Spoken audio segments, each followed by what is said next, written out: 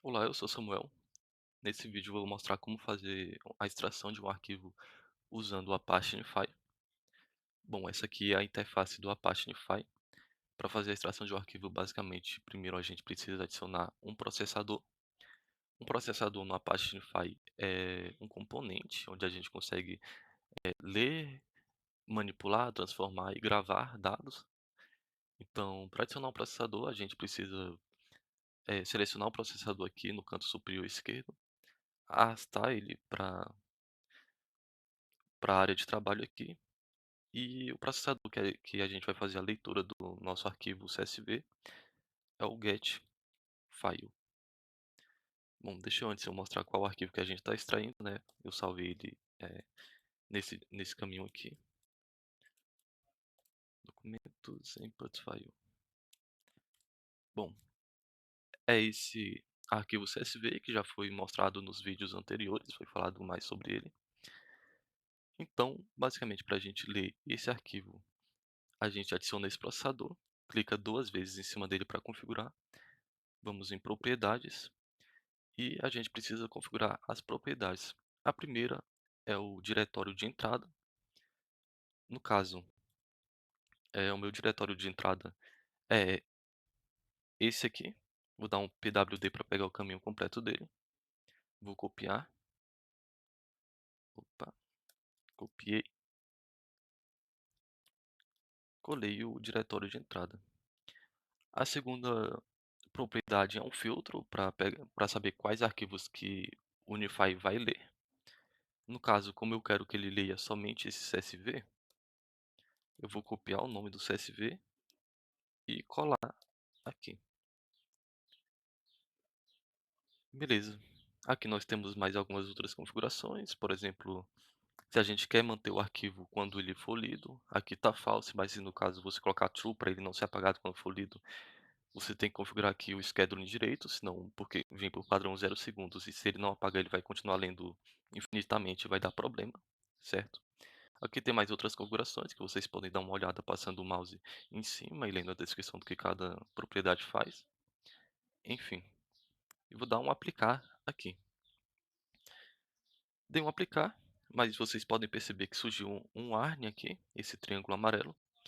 Se a gente passar o nome em cima, ele vai reclamar que eh, o relacionamento de sucesso não está configurado, né?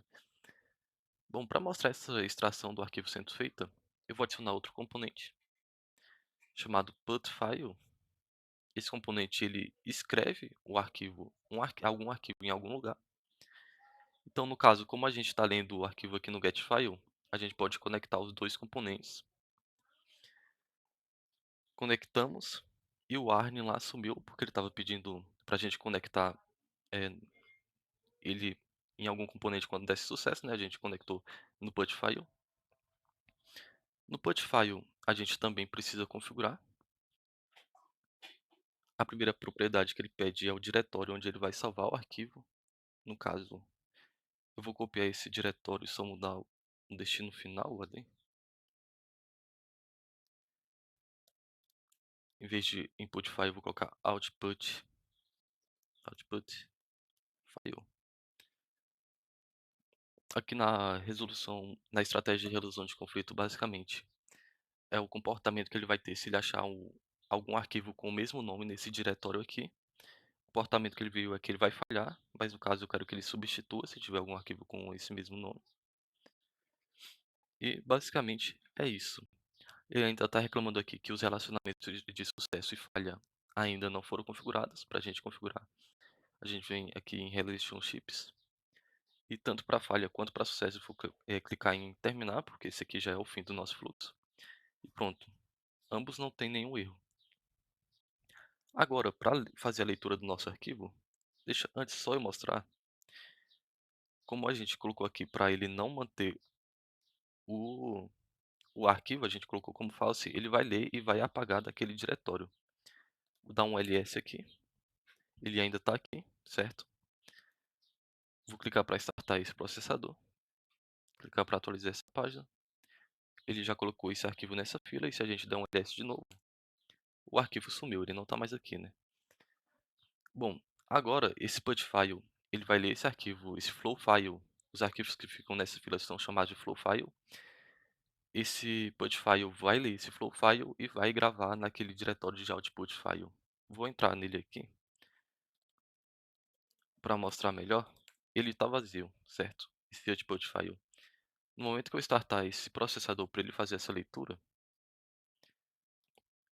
ele vai gravar esse arquivo lá e ele vai aparecer no diretório. Bom, esse aqui foi um vídeo bem simples, a gente não fez nenhuma transformação, basicamente a gente só fez a leitura do CSV e depois gravou ele. Mas é justamente para esse vídeo foi justamente para dar uma familiaridade maior com a parte de Phi e esse conceito de processadores e como fazer a primeira etapa do ETL, que é a de extração em caso de arquivo CSV, pode ser JSON e outros formatos também. Bom, o vídeo é esse. Nos próximos vídeos eu vou mostrar como fazer transformações e como carregar dados em uma base de dados MySQL. Obrigado por assistir.